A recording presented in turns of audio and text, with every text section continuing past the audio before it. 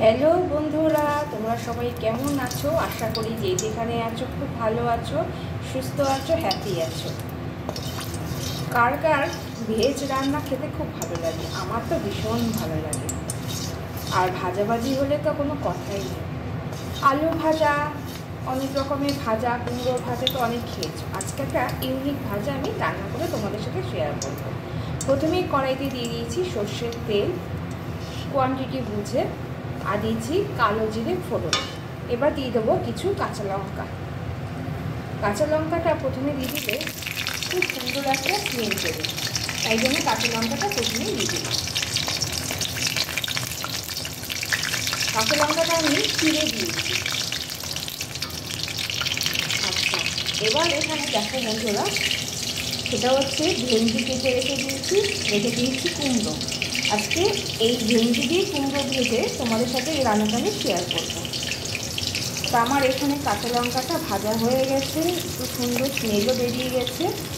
এরপরে আমি দিয়ে দেবো হচ্ছে ভেন্ডিগুলো। ভেন্ডিগুলো দেওয়ার পরে হালকা ভাজা ভাজা হয়ে আসলে আমি এরপর দিয়ে দেবো হচ্ছে কেটে রাখা কুমড়োগুলো।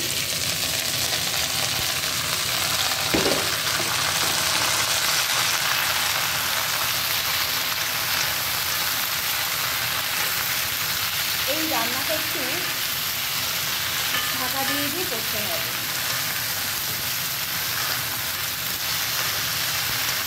আমি একদম গ্যাস সিলিং করে ঢাকা দিয়ে এই রান্নাটা করব।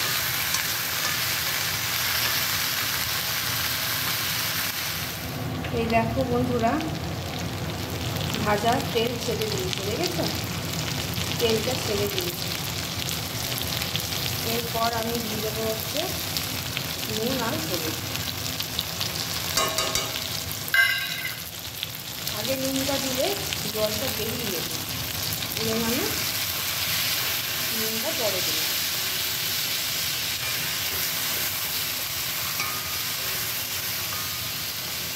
দেখো, একটা ভেন্ডি কিন্তু ভাঙেনি, একটা ভেন্ডি ভাঙেনি, আর লোকগুলো তো বেরোয়নি।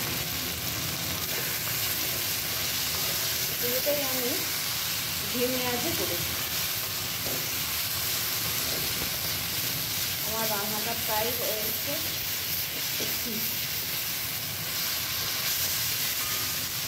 তোমরা এইভাবে করো, রুটির সাথে, পরোটার সাথে খেতে দারুণ লাগে।